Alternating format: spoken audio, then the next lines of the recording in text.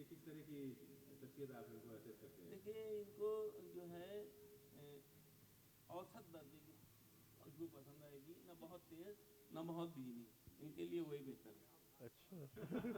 मोतदिल। बहुत सुंदर, बहुत सुंदर।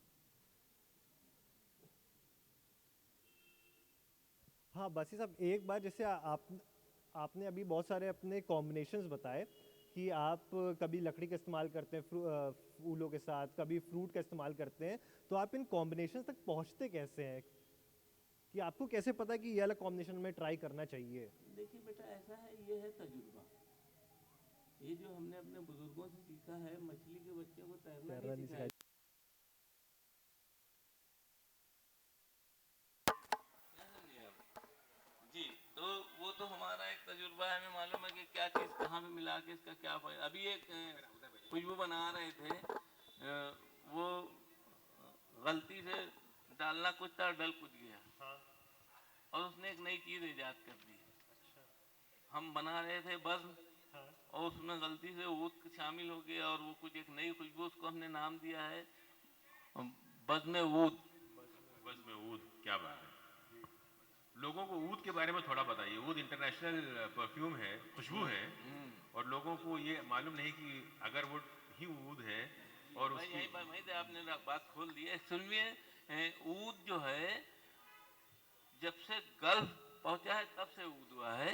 इत्र अगर हिंदुस्तान में पहले से इस्तेमाल होता था, नवाबीन और बादशाहों के वहाँ इत्र अगर का इस्तेमाल होता था, और इत्र अगर अपने दौर में सोने से ज़्यादा महंगा बिकता था। जी जी जी।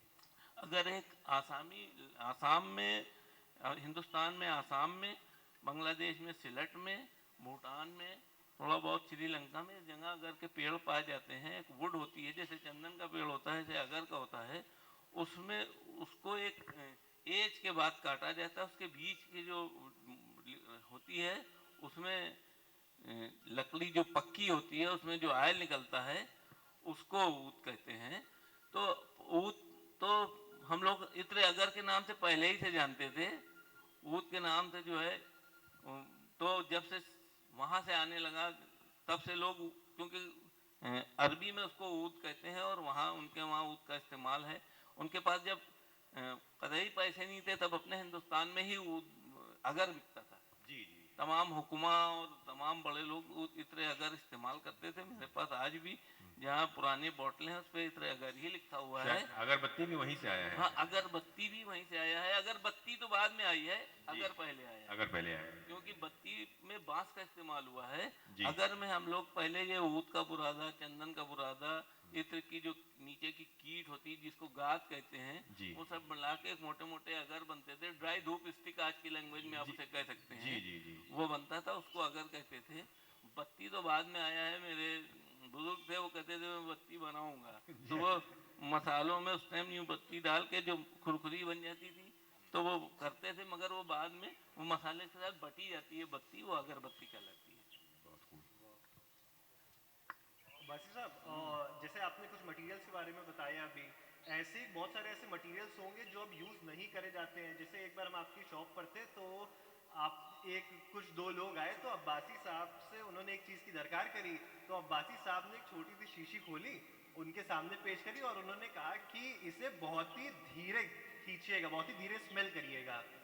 तो आपने कहा था कि वो जो स्मेल होती है वो सर पे चढ़ जाती है। तो ऐसी कौन कौन सी स्मेल से आपके, मेरे ख्याल से मुश्क था। नहीं नहीं, सर पे नहीं चढ़ जाती है। मुश्क जो होता है वो बहुत गर्म होता है, और जब मई जून में अगर आदमी सूंघेगा और उसका मिजाज गर्म है अंदर से, अगर वो सूंघ लेगा जोर से तो नाक से खून आने का एहतमाल है।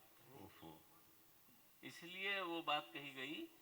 तो वो हिंदी में उसको कस्तूरी भी कहते हैं। जी हिरन से मिलती है वो। जी जी जी। तो ऐसे और भी आप लोग, आपके पास रॉ मटेरियल्स है जो आप यूज़ करते हैं, या जो पहले यूज़ करे जाते हो अब नहीं यूज़ करे जाते नहीं हैं? यूज़ करे जाते हैं, यूज़ क्यों नहीं करे जाते हैं। अभी मेरे पास मेरे बुजुर्गों के रखे हुए, अब मुश्क मिलना आसान तो नहीं रहा, मुश्किल काम हो गया, मिलता ही बल्कि नहीं है करीब हिरन ही नहीं करीब। मिलते। हाँ हिरन ही नहीं मिलते हैं।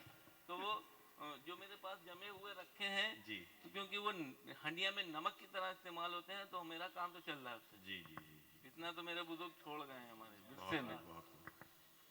ओके। ओके, मेरे ख्याल से ये बहुत ही इंटरेस्टिंग सेशन रहा है। और आप कुछ सवाल हैं? जी एक ये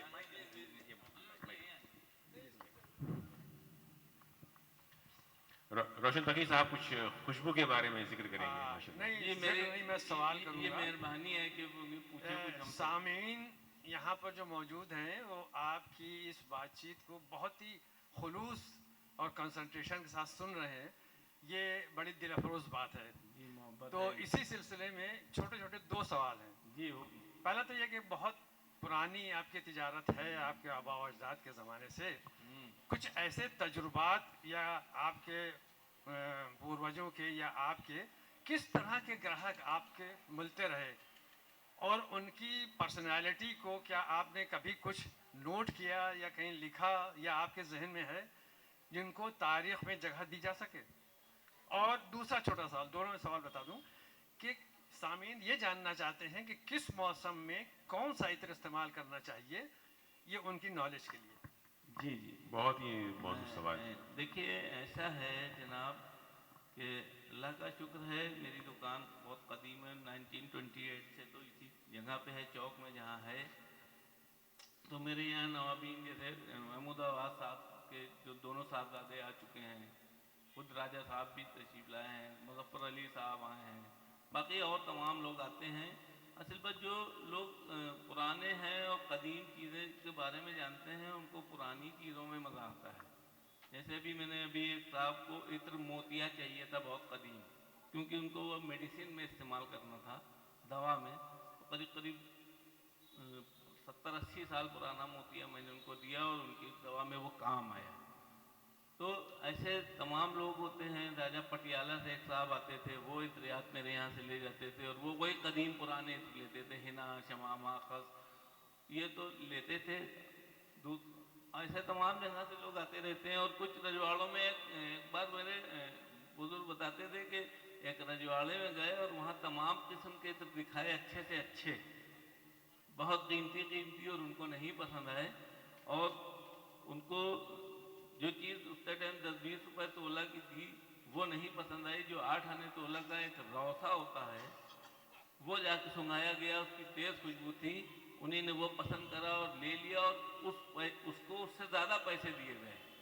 तो इसका मतलब ये नहीं है, मैं तो उसको ये समझता हूँ कि जो उस मसनद पे जो आदमी बैठा था वो उस मसनद के लायक नहीं था, क्योंकि उसको शहूर नहीं था, पैसे थे उसके पास। अगर उसके पास शहूर होता तो वो अच्छी चीज़ें पसंद करता। वो बल्कि यूँ कह देंगे कि उसको जो है बजाज की गठरी पे झींगा का राज हो गया था। उसको चाटने से मतलब था, उसे नहीं मालूम है कि इसमें अतलस है कि शनील है कि कमखाब है, वो अपने चाट रहा था और उसने उसको वो ले लिया। तो ऐसे तजुर्बे रहते हैं, वो कोई दिक्कत नहीं है। बाकी रही आपने पूछा अभी कि कौन से मौसम में क्या इत्र लगाना चाहिए, तो अगर गर्मी की जाड़े की शिद्दत ज़्यादा है, सर्दी बहुत हो रही है, हिना शमामा मुश्क हिना मुश्क अंबर और ऊद ये जिस्म को हरारत देते हैं और जहन को गर्मी देते हैं। और जब गर्मियाँ हों तो उसमें गुलाब का इत्र, मिट्टी का इत्र और खस का इत्र लगाया जाता है, जो जहन और जिस्म को ठंडक दें। बल्कि अगर नक्सीर फूट रही हो तो मिट्टी का इत्र और खस का इत्र सूंघने से नाक से खून आना बंद हो जाएगा। बारिश में ज़्यादातर फूलों के इत्र इस्तेमाल होते थे, बेला, चंपा, जूही, चमेली, मोंसरी, जितने किस्म के इत्र हैं करीब करीब सभी ही मिल जाएंगे, वो सब बनते हैं, उनका इस्तेमाल होता है।